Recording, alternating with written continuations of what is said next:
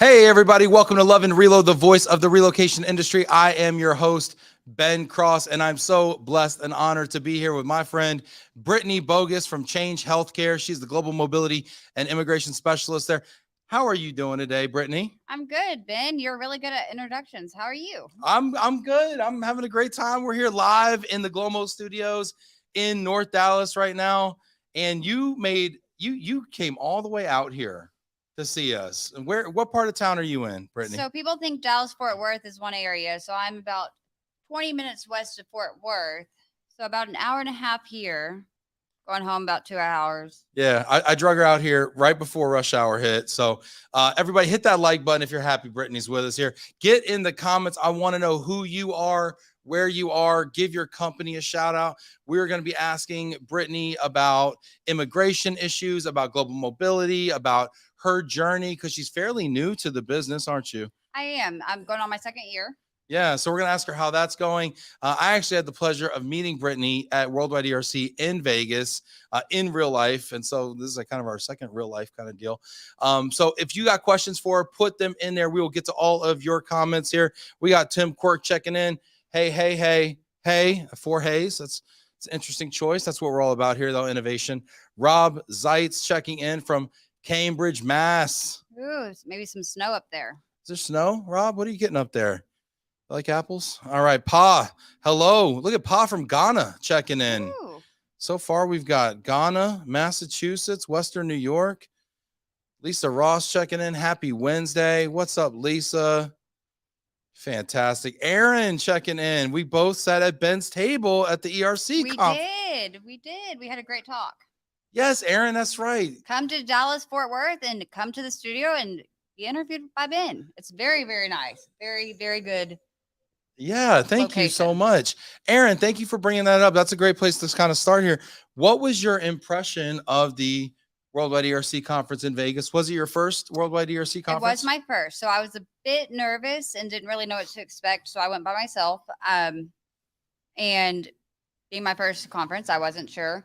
Thankfully, Ben kind of was one of the first people I knew. You know, it's my colleague, mentor, Brian Smith. Shout out to Brian Smith if you're watching out there, Brian. I tried to phone a friend, but he said no go. Brian's also been on the show too. He was awesome. Yeah, he's really taken me under his wing. But so I met Ben. He took me under, introduced me to where I needed to be. Was like, this is the room you need to go to. That's not.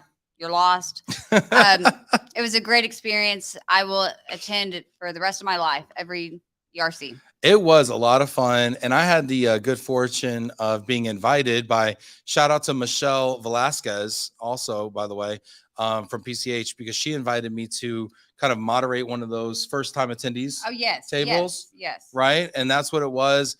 And so that's where I met Brittnie. Aaron also, shout out to you. You were at the table. And it's funny because Aaron had been following Love and Relo and commenting and everything for, months and everything.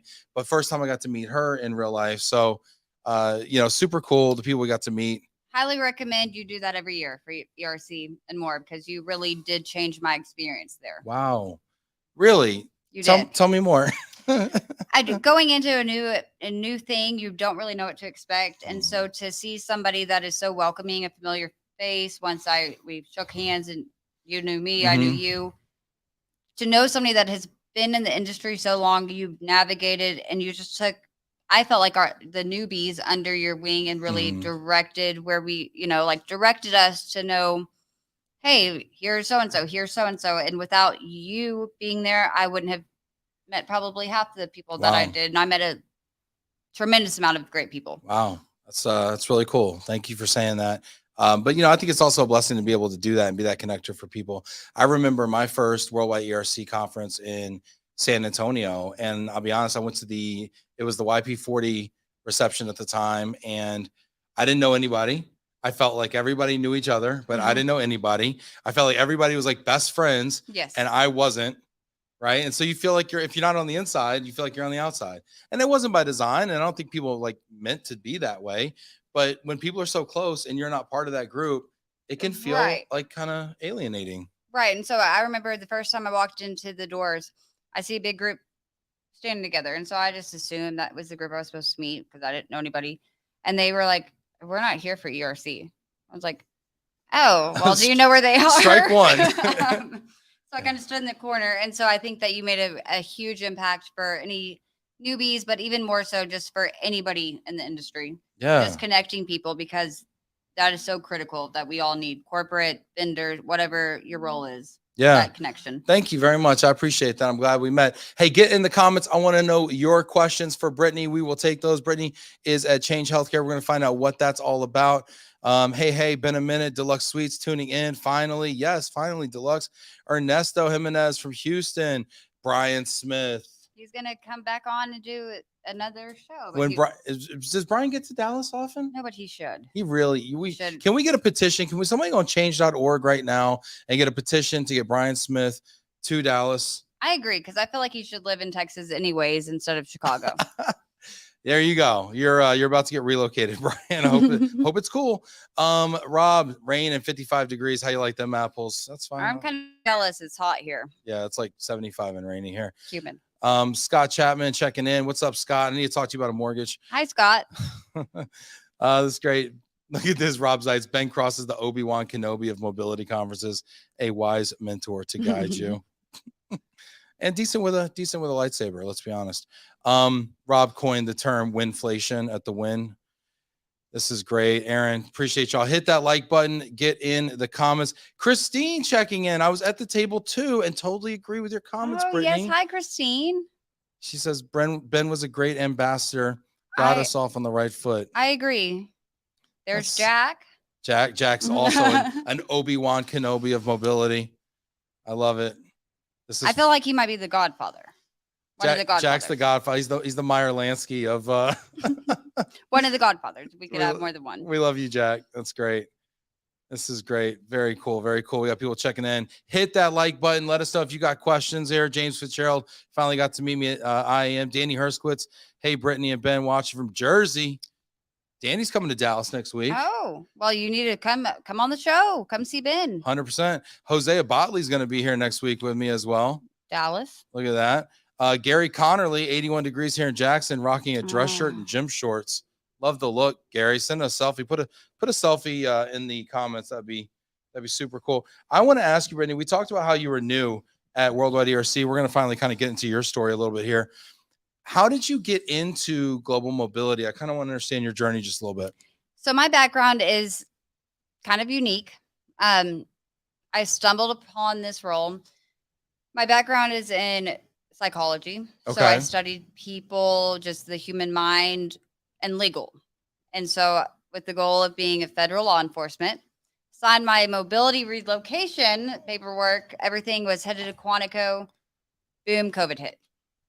You were going to Quantico to be can I even ask? Special agent. Yes. All right. And so exciting. I was looking like a little nervous right now, by the way. Well, I mean, I've got my takedown, so I worked for Dallas Police I'm for a little bit here now.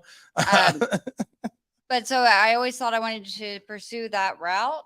COVID hit. Obviously, the academies got shut down. Mm-hmm. I did some contracting work in the interim, waiting for it to open up. Yep. Which included working for the railroad as a project manager, call center, yep. whatnot. I did call center work for a while. Okay. Okay. I felt very restricted. Oh yeah. Like tethered. You have to like read a script. It's all scripted. Yep. But that was all waiting on your it to assignment. open up. Yep. And then, if anybody's familiar with law enforcement, you get old, especially with federal. Yeah. Is there like an age you age out? I know that with the military for sure. Forced retirement around 55. It depends on which agency. Right. And they won't hire you after a certain age. So if you start too late, like they want to get a full career out of you. They won't hire you. Yeah. If you won't do how many years of service is it typically? 20, 25? I mean, I think when you're around 30 to 34, it depends on, and that goes local too. Okay. Unless you were a previous law enforcement. So you have to start your law enforcement career early or else go into global mobility. Well, I mean, I don't know how many go into that, but basically I started readjusting. Yeah. Because at this age, I'm still young. Yeah. Do I want to have that life or do I want to do something else? And stumbled upon this role. How did you stumble upon it? Because I mean, literally, I got in this business. I answered a newspaper ad in 2006. So I know that's not how you did it. So how did you stumble upon it? A friend of a friend knew I was doing contract working. Mhm. That I mean, I did BNSF, I did Mercedes, just kind of killing time. Hated all of it. Didn't Mhm. feel purpose. And no offense to our friends at BNSF or Oh, Mercedes out there. I love BNSF. I just my personal role at that. I mean, I know. BNSF is great. Mercedes. I'm just joking. Look at Brian Smith says, "Be careful, Ben." Thank you, Brian Smith. Keep me in line. Thank you, Brian. Both of them are great corporations. Their mobility immigration department, I would imagine, are great. Yeah, They yeah. treat their employees really good. Just my specific role, It wasn't for you. It wasn't it what was a you wanted. paper pusher. It wasn't. I wasn't Yeah. making a difference. I felt like. Yeah. And so when this position opened up, a friend of a friend was like, "Hey, here, Change Healthcare is hiring. Would you be interested in that?" Right. It's like, well, sure. Did you know what Change Healthcare was at the time? I did to an extent. Yeah. Not in depth. Right, I knew not- it was yeah. a healthcare company Yeah. that does That helps. technology. That does help when they put in the. Yeah. that does help. I did not know the impressive extreme Uh-huh. that Change Healthcare does. Mhm. And so I got hired probably because of my legal background. Yeah. Luckily, Brian Smith kind of took me under his wing. Love Brian. Great leader, great mentor, taught me the mobility aspect. So with my legal background, I started learning immigration, which is a whole different world. So you had a legal background, but you didn't have an immigration background. No. Okay. So you kind of learned that on the job when you came in. Yes. So every Wow. night before bed, I mean, my days were filled with learning Yeah. what the immigration law, and because of my legal background, I could understand, all the different briefs, all the different Right. things that were shown. Right. And long story short, I have found my purpose, Wow. and that's thanks to great leadership, big man upstairs, Yeah. and what's meant to be will be. Wow. And so now you are handling the immigration portion of global mobility for Change Healthcare. And what does that mean exactly? Because there's a lot of people out there that might be in the moving side, or they might be in the corporate housing side, or they might be in parts that aren't necessarily immigration per se. What does that exactly kind of mean? What's your scope there? So what we have done, the industry, a lot of times, from what I've learned, I'm still a newbie, is mobility or immigration or tax. Mhm. And so we have developed where it's all together, because a lot of times there is overlap in it. Right. They kind of work together, kind of Yeah, I intertwine, mean, right? if I'm going to relocate you from Canada to US, you're going to Yeah. have immigration needs. Yeah. You're gonna have tax. Somebody explained it to me once, and honestly, it took me years. And honestly, I don't think I really understood the difference between global mobility and relocation until probably a year and a half ago. And somebody said to me, it's like global mobility, and then relocation is one pillar, immigration is one pillar, and tax is one pillar. But they all And they all- intertwine. yeah, and they all right, because there's you need immigration Right. to relocate, and then you have a tax event. Now, domestic relocations, maybe not so much, but Mhm. for the industry thinking forward, Yeah. it's going to be those two or three departments will come together. And so at Change, we have made that happen. Yeah. So I do a little bit of mobility, a little bit of immigration. My specialty is more inbound Yep. immigration. So, your Inbound H1, US. yes. Okay. Which is my passion. Yep. And I forgot your question. So Well, no, I think forgive I me. was asking about your scope. I was asking about your scope and helping us understand, kind of what is the scope of what you do at a Change. little bit of all of it. So our main population is international relocation. So, US to Canada, Canada to US, Israel to US, whatnot, Right. Philippines. And so I have a hand in that. Yep. Again, that is mainly Brian. And what type of employees are you moving between the two? Like is it doctors? Is it administrators? Like, So we help are us understand some of we the are a difference. technology company. So, Mhm. which I was thrilled to learn, because, technology means all kinds of stuff. But, Yeah. the people, when you pull up your chart, like who is your insurance? Blue Cross? Cross Blue Okay. Shield. So Blue Cross, Cigna, something. If you pull up my patient chart, Mhm. the people that develop that are who Oh, Change wow. Healthcare is. Oh, Or wow. whatever, when the doctor pulls up your chart, we work with the greatest minded people that you could. I mean, they're most intelligent. They develop so much technology, any technology that you could think of related to healthcare is So that's really Change. interesting. So it's not actually the doctors, nurses, administrators. It's not the people in the hospitals at all. It's the people that are developing to keep all the software them alive. Yeah, all I the mean, software, the ultimately. charts, and all the medical. And pharmacy. I mean, we have so many different scopes. It's very innovative. Change Healthcare is the leading technology company for healthcare. Wow, I I didn't mean, see. I didn't even realize. we do have doctors, we do have all of that. But So is it a lot of like engineers? Is it more like a software company or something you'd see at Silicon Valley, like when you kind of think of your employee population type? so the people I work with is all I can speak on Mhm. because the company's big.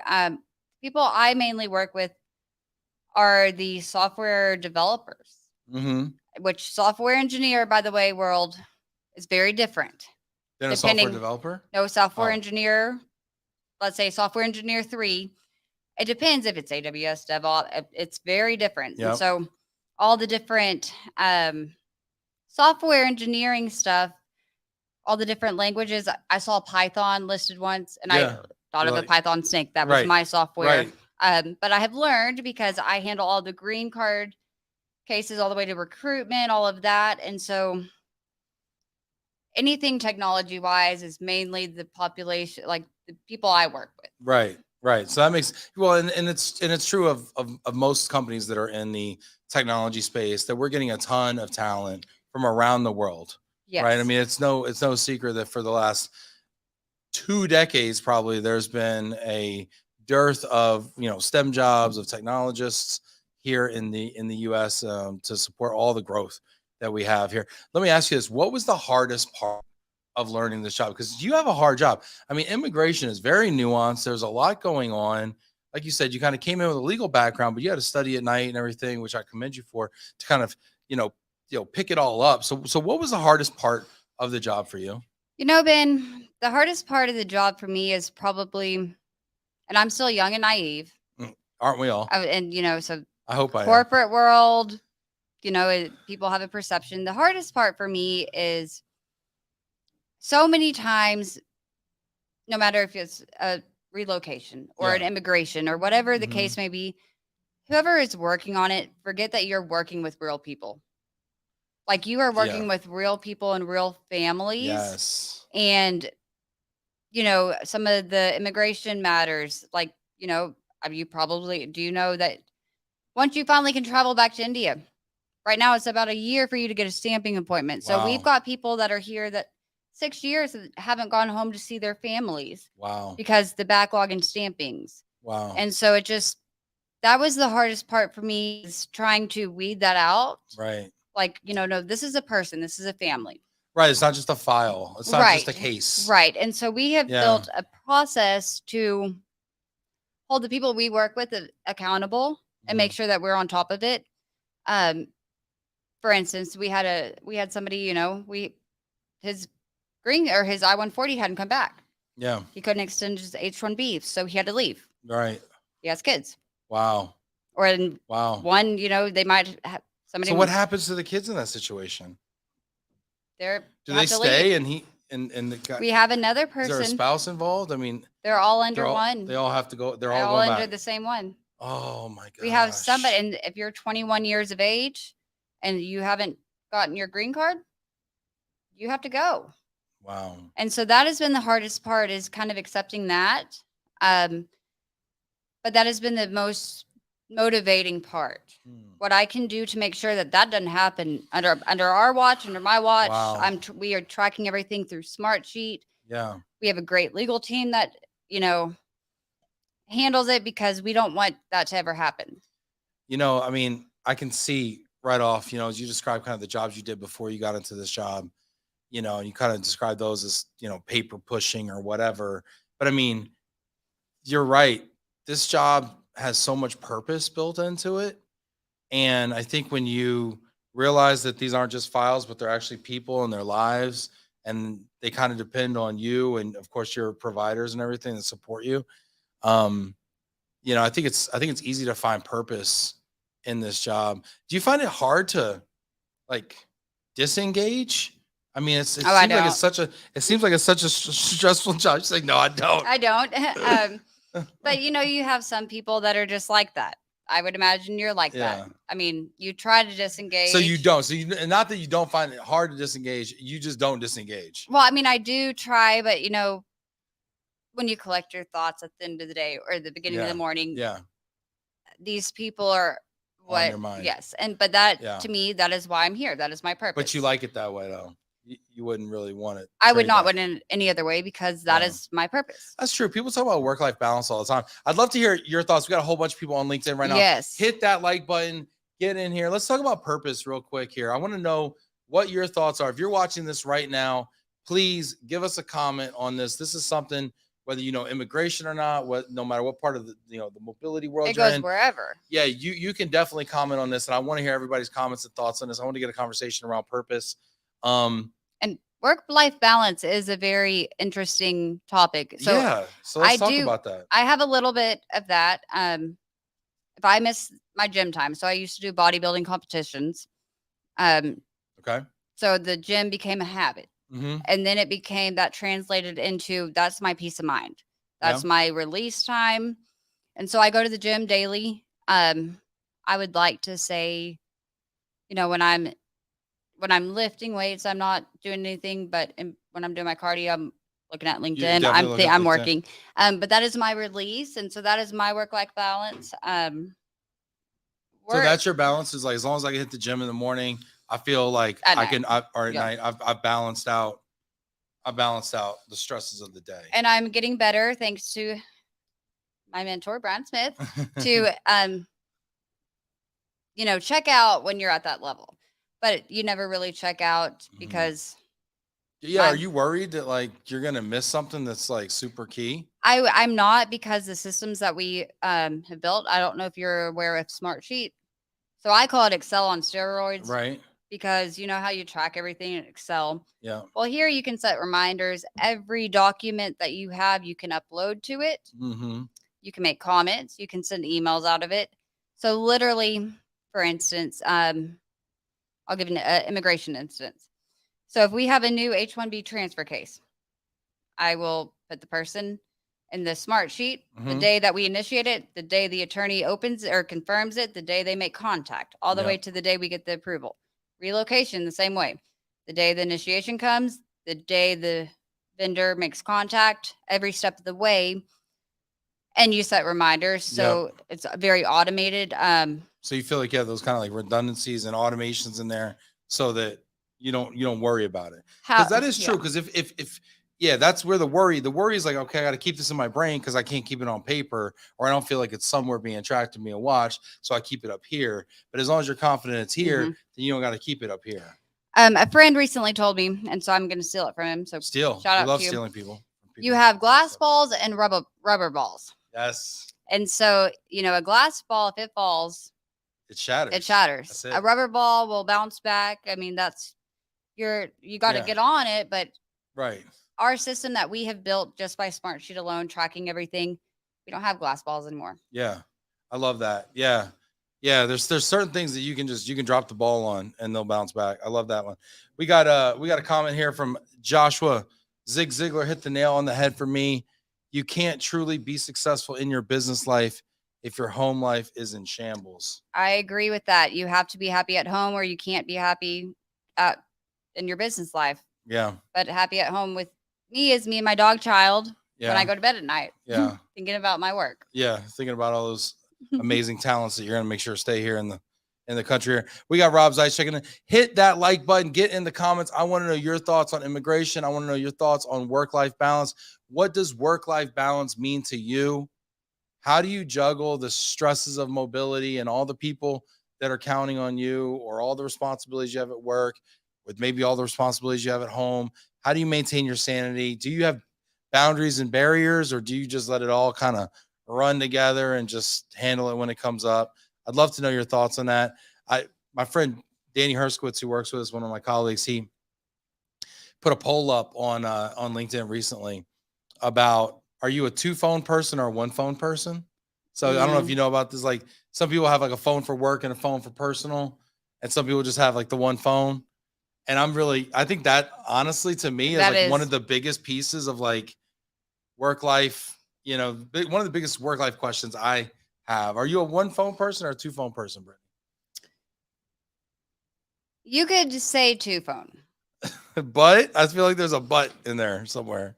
an emergency happens, an emergency, you know, like you said earlier in our personal conversation, somebody is relocating and stuck at the border. To Right. me, because I am single, I don't have kids, I have my dog child. Yep. Somebody else's life and their family and them, an emergency to me is more important. Yeah, I can jump. I'm watching TV in bed. I can get up and go handle this. You're right. So, So you that would take be those glass emergency calls. balls, Yeah. those glass ball type things. Right. And I would probably for the rest of my life. That is me personally. Right. Just because my philosophy is, who am I to say that this person doesn't matter? Like, this is a real family. I'm in, you know, I'm not going through that. So if I'm Yeah. able and can help you, then I'm going to. Do you think you have to bring that level of commitment to do this job well? I don't think you do, but I think that some people bring that level of commitment to any job in No any matter what it industry. is? Do you bring that level of commitment? Well, to this job I do, but I'm not sure that I could say I did to my previous job.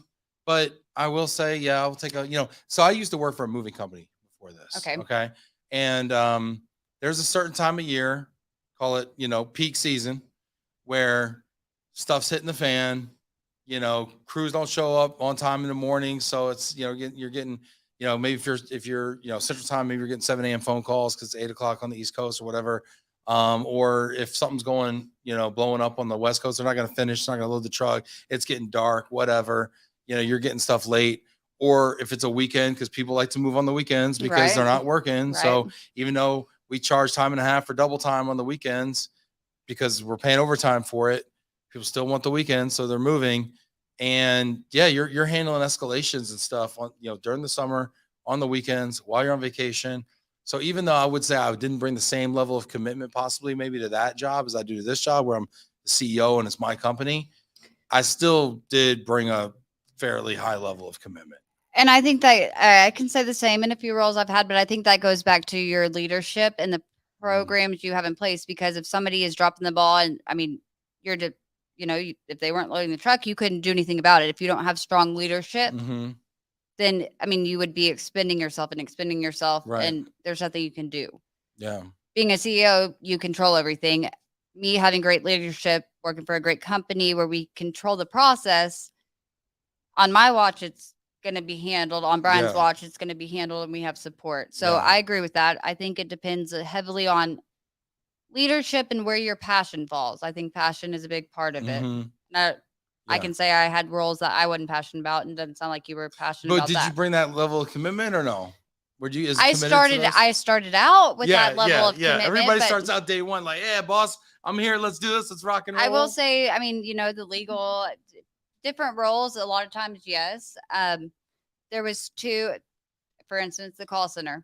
I tried, but when some personalities, I think you have to have leeway. Like, I like to use my mind. So the call center, I couldn't do that. No, it's like, here's the script, read the script. I mean, if you're going to tell me how many times I can get up to go to the bathroom when I'm working from home. You're 16 minutes on a 15-minute break. What's up? Right. And so I started with that level of commitment because I try to start everything with that level of commitment. Right. But again, I think that results back into passion and leadership. Well, also, if you realize too, like that call center is not as committed to you as you are to that call center, like that's where people get lost as well.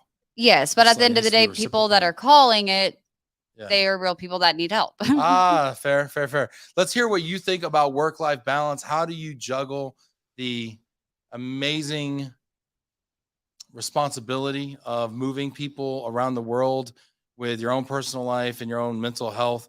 Sherelle Kilgore says work life is living in the country. Get done working and go play with the kids and goats. Why aren't you here on the show? Sherelle, where do you live? You live in the DFW area, and Sherelle, where are you at? What town are you at? How far away are you right now? So I'm in McKinney right now. Where are you at? I put it in there. She's like in Plano, if I remember correctly. With goats and kids and. You don't have goats? I don't have goats. I will tell you a funny story. I'm goatless in Allen. As females sometimes get our hair done, and my hairdresser moved down south. Where's down south if you live in Texas, by the way? 5 hours away. Okay. Like Port Port Arthur? Yeah. Like Beaumont? It's called Inez or Inez. Victoria. Hosea, do you know where Inez or Victoria is? Oh, Hosea is from Beaumont. I don't think it's anywhere close. I don't know. Right. Rockport. It's close to that. Oh yeah, sure. Of course. And so me and my dog went down there Uh-huh. because I just needed. Because you I bring the needed dog the for your middle. haircut. Do y'all both get your haircut at the same time? So my dog is really old, and he's 100 pounds, 15 years old. He barely can walk. I feel like your dog's younger than you. My dog is not. I mean, you doing call him good. the dog old. What would the dog call you? I'm just kidding. I had to have the well, he would probably call me old, but quality over quantity of days live talk with the vet. And so, because I'm trying to get work-life balance, I decided to take a trip and take him to the beach. Yes. And donkeys. What do you say donkeys? What are you talking about donkeys? My hairdresser is living somewhere that has donkeys, and there is this donkey there named Buck. Buck. Of course And it is. I've got videos. I mean, you yell him to come up, and he runs like he could live in your backyard. You could be like, hey, Buck. Oh, let's go. I have a video. I'm like, Buck, and he comes trotting. He loves saltine crackers, and I never knew donkeys were really cool animals.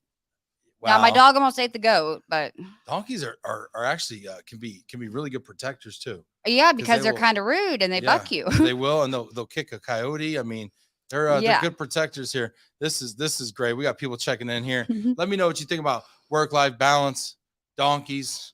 That's crazy how we just shifted the whole conversation. That's the cool thing about Love and Real. There's really no rules out here. We just talk about what people talk about. Yesterday was barbecue. Today it's donkeys and work-life balance. Joshua says, in fact, sometimes it's my wife and strength at home that allows me to be out of balance for a season. Sometimes you got to turn on the afterburners. Josh. Sometimes you have to find your balance, and whatever that is for each person, I think is different. Yeah. You've got to have your me time. Yeah. And I think Josh, you bring up a good point about having, that thing at home, whether it's your dog child or your wife or your, whatever it is, your donkeys and goats. I mean, whatever it is that anchors you a little bit. Cause like life gets crazy and you feel like you're just, but then you go home and you feel centered and you feel grounded. And life's too short not to enjoy it. So you have to have whatever that brings you back home feeling. Yeah, for sure. Let's see. Hosea is going to be here next week visiting us from Reversal Global Relocations. Oh. Hosea says, I have to hit the gym, pray a lot, but most important, disengage and focus on my wife and kids. Sounds like priorities are in line. Hosea, is that all year long you're focusing on the wife and kids, or is that for like a season, like not peak season, like not when you're traveling? Oh, because I know Hosea travels a lot like I do. She has a donkey. Who's got a donkey here? Sherelle has a donkey. Donkeys are really cool. I'm telling you, I never knew. She says, my donkey's name is Priscilla. Super smart. I might need to meet Priscilla. Sherelle, can you text me a picture of this donkey right now? We're live. Sherelle, text me a picture of this donkey or put it in the comments, please. I need a donkey pic in the comments, please.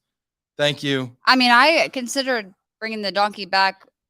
How would you bring a donkey? Now, I know get a little trailer and Mercedes and just have him in my backyard. That's how cool the donkey was. Has anyone relocated a donkey? I've heard a couple people relocate horses. Has anyone relocated donkeys, goats? Let me ask you this: are donkeys and goats part of the relocation policy at Change Healthcare?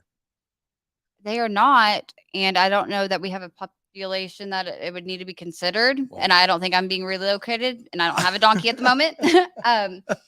But the pet relocation part, what about like dogs and like pets and cats and things like that? It depends. That with our current times, that cost escalated. We had Israel to Canada, and I mean, you would be shocked at the amount of money it costs. But again, to me, if you're not going to move my dog, you're not going to move me. Like what kind of okay? But then give me an idea of the ballpark of a quote for a dog from Israel to Canada. I cannot recall the amount off the top of my head. Over under $5,000. Roughly around or over, but we couldn't do it because the airline wouldn't because the dog's age. Oh, and like this dog ain't dying on my watch. Yes, and so that depending on the size. Well, that's the worst thing too. How do you bill for the transportation? They wouldn't do it. If it doesn't make it, do you still invoice? Well, I mean, it was just like absolutely not. This dog is too old.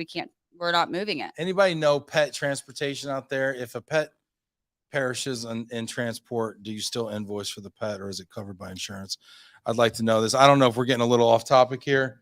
Oh, I got one. I got Sherelle's donkey picture. Oh my gosh, let me see. Look at this. Priscilla is a beautiful donkey. She might like Buck. They could maybe become really good friends. Can y'all see this donkey here? Look at this. this camera's so good that we might. Can we zoom in on that here? We're fortunate enough. We've got an amazing producer here who actually can zoom in on this donkey here. Possibly this is Priscilla Sherelle Kilgore's donkey. Oh I'm my telling you, if gosh. you like dogs, you Oh my might like gosh. donkeys. I feel like dogs and donkeys go together. Well, the dog and donkey didn't like each other. We go together like dogs and donkeys. That sounds like a Southern saying right there. Maybe we just made up our new we thing. might. Me and Brittany go together like dogs and donkeys. You know what I mean? Josh says, got to have a good donkey. Yes. Sherelle Kilgore's in Royce City between Rockwall and Greenville. That's on the other side of town. So it'll be like 3 hours away. So I was kind of close to Plano or no? Yeah. DFW. We're DFW. Ish. That's what you consider DFW. Sherelle says she needs a boyfriend. Are you talking about Priscilla? Oh, perfect. If I can go grab my phone, then you can see my donkey down in South Texas. Do we have a love connection on Love and Relo?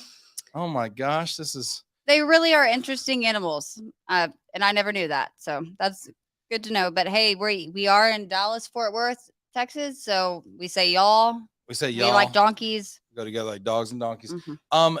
Also, Aaron says, keep in mind that if you have a family, spouse, and kids, they're your job too. And they should matter more than your day job. If you're killing it at your day job but losing it at home, it's not a win. Aaron, that's a good word there. Absolutely. That is the reason you have the day job. Appreciate that. You know, this is really interesting. Let me ask you a little bit about let's go back to the relocation portion and the immigration stuff here and get off the donkey love connection here. So I don't even know how to get this train back on the track here. This is when we normally go to commercial break if we had sponsors. Vegas likes donkeys. So. Yes. This is great. Mm-hmm. Let me go back to kind of some of the struggles though with immigration right now. We're gonna try to get this thing back on track.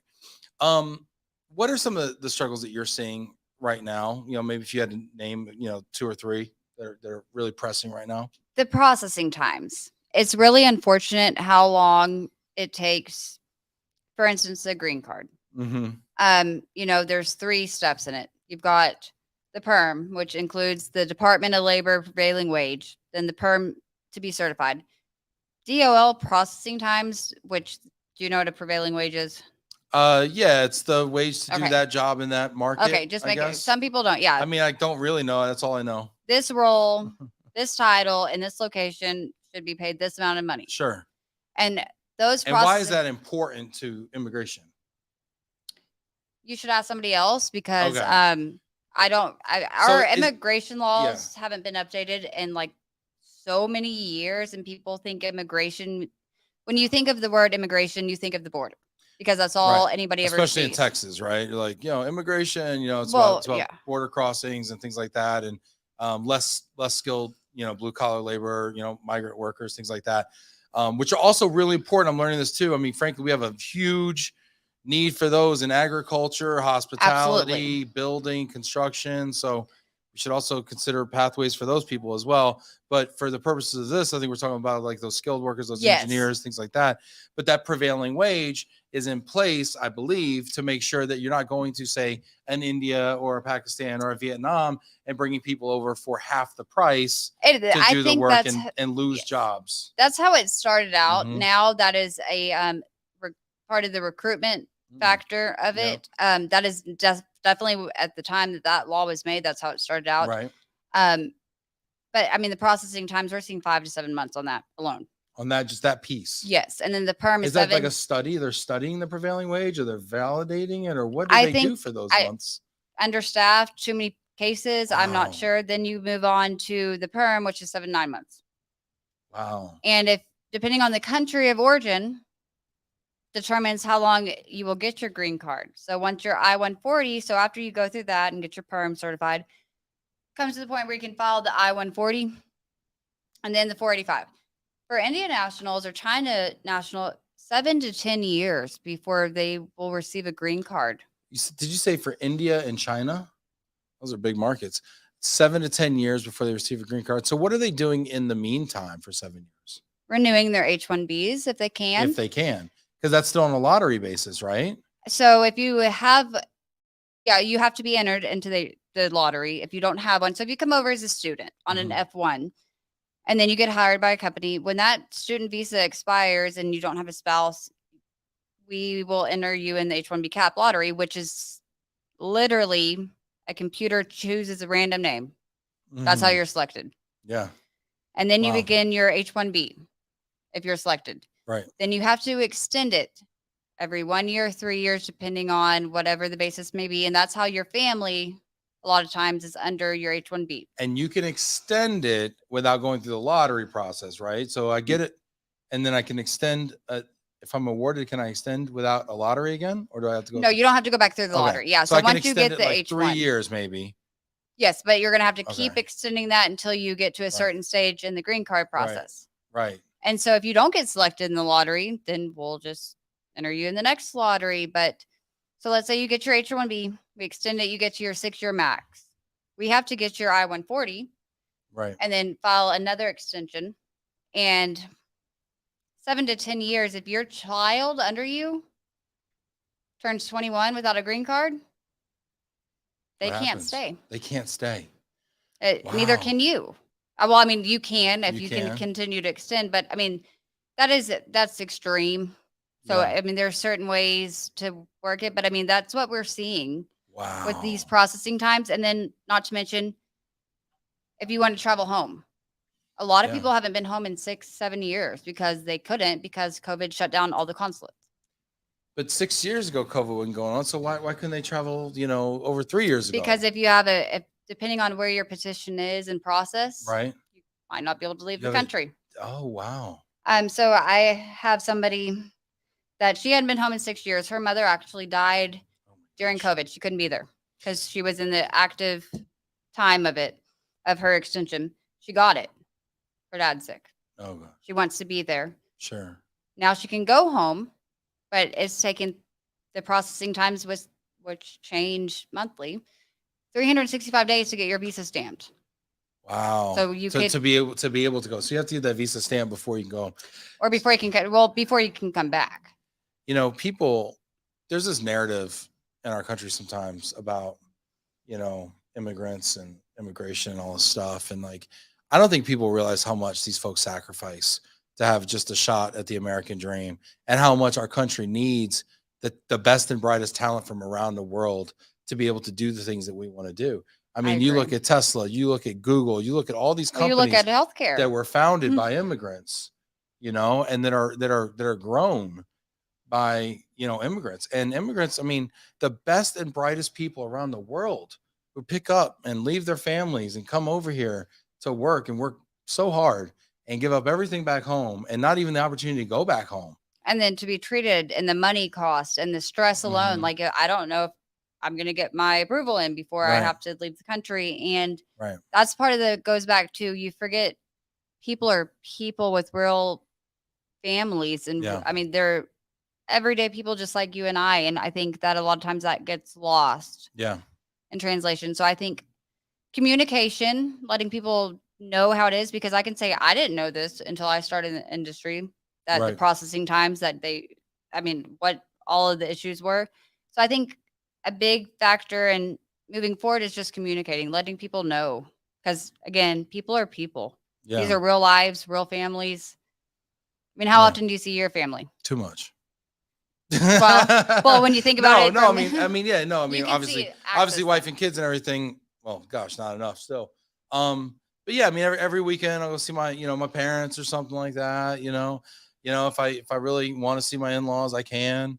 They're not too far away. I don't have to go get something stamped. Yeah, Could you yeah, imagine we if take it for granted. your mom or dad was dying and you No. couldn't see them? No, terrible. It would be. Be terrible. And so that is part of my purpose, I think, is to help. I mean, I'm just a little yeah. Well, we all DFW donkey person, but do. the more we communicate and get that out there, the better chances we have to maybe change and help. Put your questions and comments in the comments. Hit that like button. I want to hear from you. Get involved in the conversation. We will take your questions and comments here. We got a few minutes for questions here. Noah Klug says, very true. Hi, Noah. Look at that. Super cool. Dano McCoy. What's up, Dano? Dano says, what percentage of F1 visas are rejected? So I actually don't know the answer to that, which is funny because Brian and I were talking about that. and he said when he was on your show, Mm-hmm. he's the one that told me, you can say I don't know, I will figure it out, and that y'all had a conversation about that because Yep. I was like, I say I don't know. I don't know. Currently, we don't track all the F1 we have unless we're going to enter.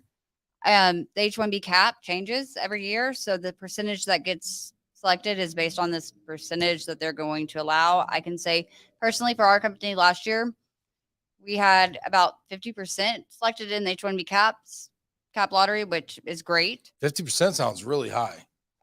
We got very lucky. Yeah. Because it was very just random. But this year, I think the cap numbers are going to be smaller. So who knows? You know what? The good thing is you can say, I don't know here. And you can actually ask the audience. Why? So you can say, hey, why don't you give us the answer right now? I bet Noah knows. Yeah, let's see. What is the percentage of F1s that get rejected? Like rejected to get an F1 or rejected for an H1? I'm kind of confused on the question. Let's see here. We got Joshua's heard, and we do take conjecture, by the way, on this show. We have a very low journalistic threshold here, so we will take conjecture. Joshua says, last I heard, it was on the decline, but used to be over 30%. And then he Googled it, which is great. And he says Google says 19.84% as of 2021 and 31.19% in 2020. And that's to receive the F1 or to get it an H1? Yeah, give us the F1 numbers and the H1 numbers. That would be really great.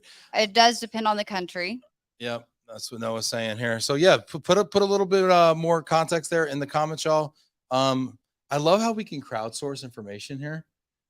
They're on a little bit of a delay. They got like a 20-second delay, but I mean, we could just be like, hey, put that out there, and then they can just go, figure it out.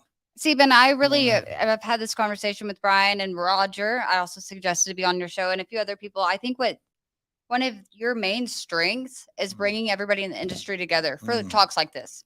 We all are one industry and we can learn off of each other, and having the avenue, which is you, to do that, I think is huge. Wow.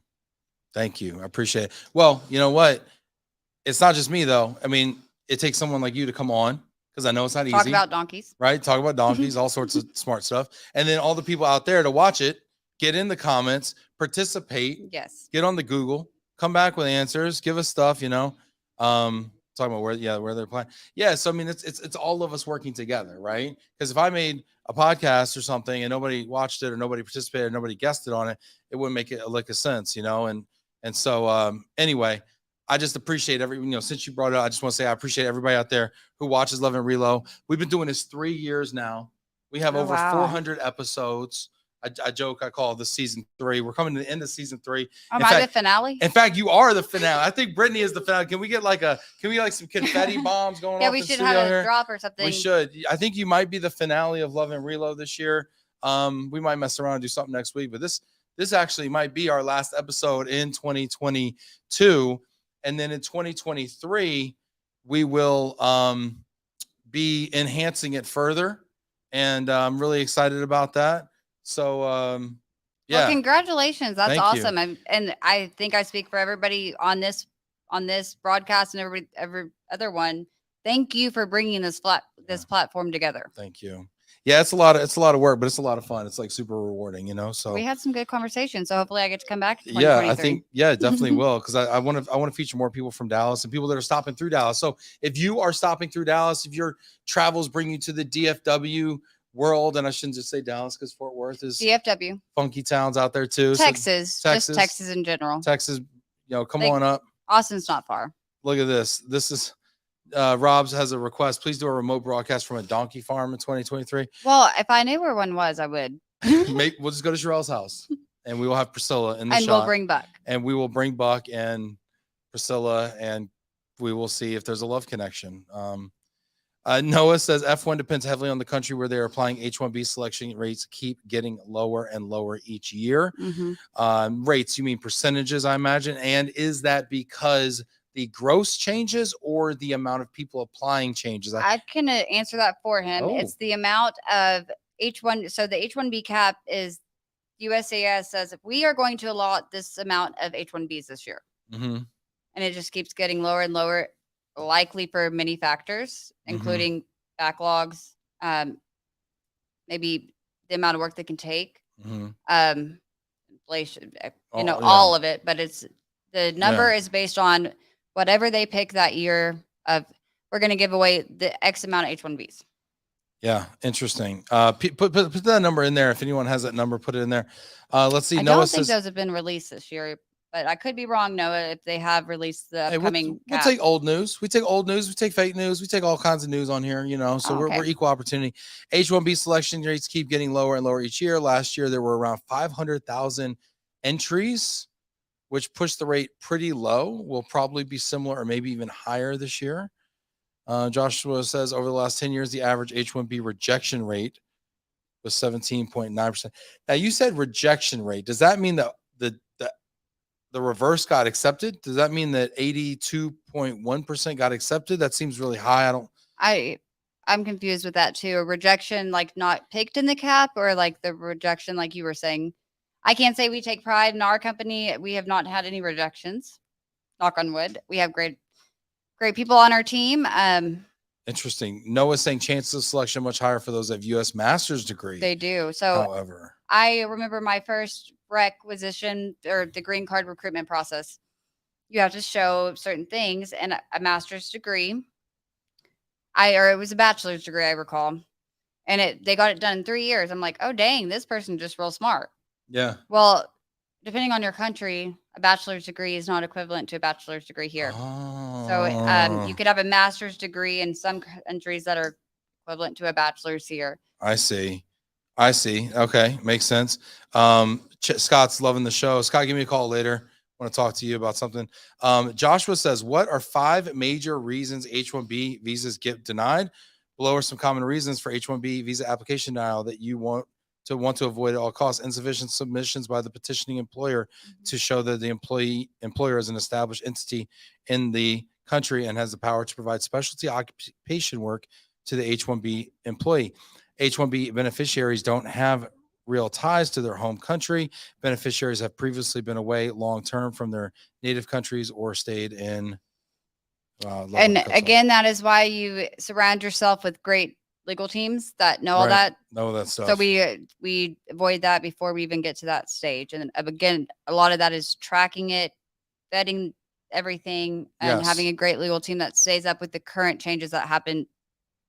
This makes every sense. Month. So Noah's saying the cap remains the same at 65,000 plus 20,000 for those with U.S. master's degrees, but the demand keeps increasing. Was around 500,000 last year, which would make sense of the 17% number of the 500,000 would be about 17%. That makes sense. Now we're piecing it all together. We're all learning together. Immigration law. I mean, you should give props to your immigration attorneys and your tax attorneys, because those are 2 areas that are very, very complicated. Hit that like button right now if you want to play a game with Brittnie, because we are going to go to a very special segment. Brittnie, do you like to play games? I like to play games, but I like to win. Oh, well, I regret to inform you there are no winners during this game. It's a game called Overrated or Underrated. Are you going to answer 2? Maybe. Overrated or underrated. Are you familiar with this game, how it works? I am. Okay, I'm going to ask you if something is, I'm going to give you a topic. I'm going to ask if it's overrated or underrated. You are going to give me your answer, and I will tell you if it is correct. Okay. Very empirical here. Correct based on your opinion. Correct. Well, it's the only opinion technically on the show that matters. So we will get into this right now. Thank you for your sense of humor. All right. And the first one up is immigration delays. Are these a big deal? Overrated or underrated? Huge deal. Underrated. Needs more. We need to talk about this more. Yes. All right. You are correct. First one. All right. I'm going to keep score. 1 for 1. Okay. Next, Adam. Caring about others above yourself. Is this a trick one or not? Overrated. I think it's underrated. Underrated. I think caring about others. No, I think caring about overrated. I think more people care about themselves than others. Okay. Trick question. He was right. Caring about others above yourself. You think that's overrated? So Underrated. I think it's under. I think we answered. I think Yes, you've I answered think 3 answers out of 2 possibles, but we're gonna give you the points for this Yeah, one. because you should care about others above yourself. I do agree. I think that's a big. When we talk about like how to get ahead, and stuff in life, and somebody said something to me recently that that really stuck with me, and it says, if you want to be really successful, make other people successful. And I think if you want real happiness, I Mm-hmm. mean, do you get happiness from helping? I mean, making other people smile or Yeah, helping other 100%. people? That's But why yeah, I do being real this. success. I think that I agree with that. I like that. I'm going to Yeah. steal that from you. Please steal away. Next, overrated, underrated, basketball. I think it's underrated, but needs to be more overrated. I mean, needs more attention. So you think it's underrated? Why? Because I don't think enough people watch it, and basketball is the best sport there is. The World Cup is on right now, and the entire world. I think that is overrated. Wow, man, the World Cup is overrated. We just got canceled in 20 countries. Morocco hates us. No, I mean, it's not overrated, but I think basketball. I like basketball. All right. So why is basketball the best? By the way, my wife, if my wife is watching right now, my wife believes that grown men should not play basketball. Why? I don't know. She's not here to defend herself. I ask her that all the time. She doesn't answer me. I can see that. But why do you believe that basketball is the best sport? There's just so much going on. I think, well, it depends, men, women. We can get into a whole different conversation. More importantly, who's your favorite player? So listen, I am a basketball fan. I played basketball growing up. That was my sport. I still got a very deceptive crossover. Do you? Oh yeah, I can break some ankles. I can cross some people up. Danny, if you're out there watching this right now, Danny Herskowitz, I can vouch. When I go to Manhattan, something comes out, just grab a ball and just start hooping. But yeah, favorite player. I mean, greatest of all time. Greatest, the GOAT. Yep, yeah. The GOAT. Then I want your football one too. The GOAT. I mean, listen, I was born in '82. I grew up in the '90s. I grew up a Knicks fan. You better say the right answer. But I really don't think that there's any other answer besides Michael Jordan. Kobe fan, football player, and then I think your beeper is going off. My beeper keeps beeping. What? I thought that meant my cutoff time because I think I'm cutting off your game by asking you questions. You're good. Go to football. Kobe, I think we need to. This is a whole nother show.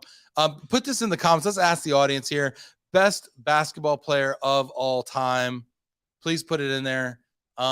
You're down 3 points. All right, I'm gonna give. Yeah, who's taking the final shot? Last 3 seconds. 3 points is interesting because that's a different. That makes it a guard almost versus a Kobe. When I got all the Shaquille O'Neals, the Wilt Chamberlains, the Kareem Abdul-Jabbars. If you're down 3, I mean they're almost out of the conversation now. So. Well, no, I mean anytime I've got a buzz-winning shot, I'm giving it to Kobe. You're giving it to Kobe, Black Mamba. Rest in peace. Mamba. Yep. So.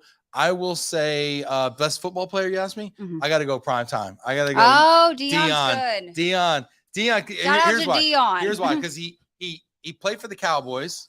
Okay. He played both. He went both ways. He played offense and defense. I'm losing the poll. He played baseball and football in the same day. And he ran a 4-4 backward.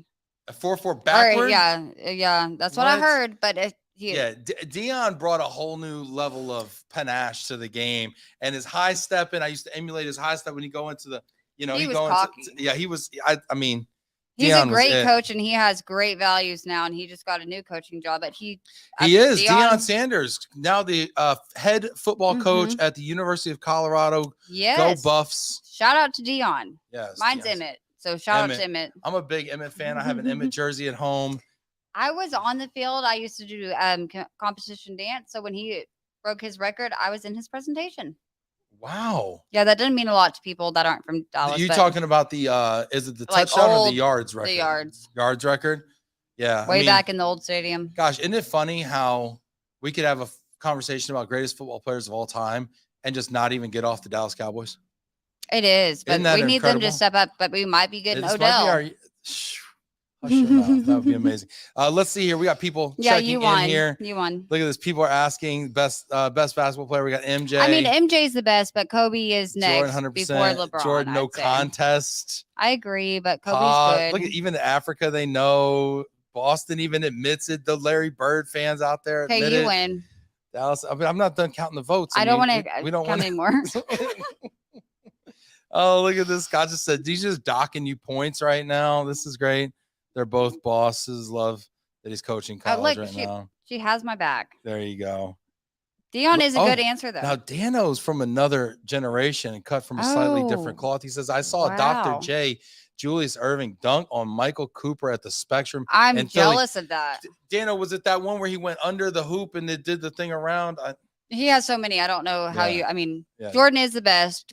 Kobe next up. Yeah. All right. Do we have another one here? Because I kind of diverted. Company culture, overrated or underrated? Here we are working from home. Is company culture overrated or underrated?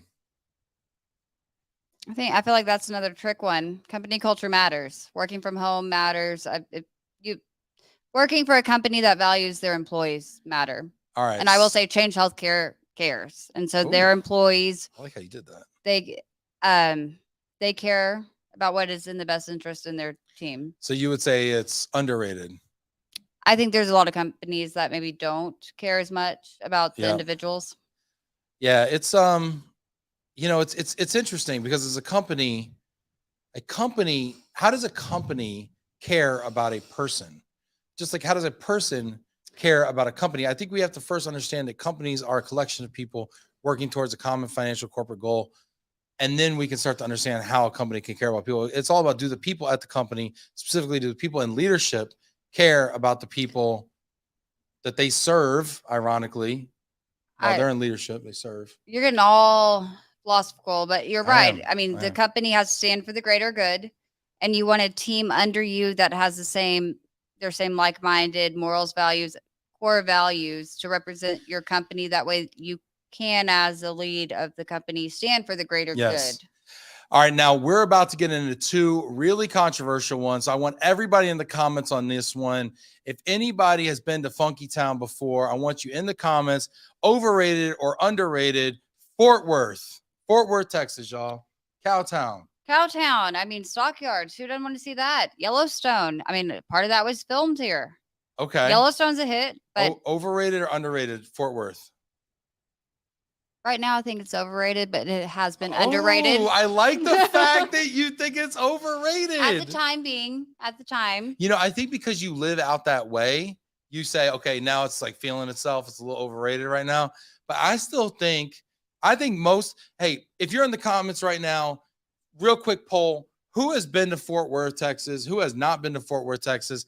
I want to know right now in the comments right now, quick yes or no. I want to know because I think a lot of people haven't gone. I think a lot of people come to Dallas and they haven't gone. I still think it's underrated. So I think that if you've never been to Fort Worth, you absolutely have to go. But then us natives, like when I went to the Stockyards, it's like, I'm not going to wait in an hour line, a long line to go somewhere that I could just walk up to the door. So that's why I say that from a personal home person here. But yes, if you've never been, then absolutely Fort Worth. You've got to see Fort Worth. Stockyards. It's rodeo, much better than Dallas. Billy Bob's.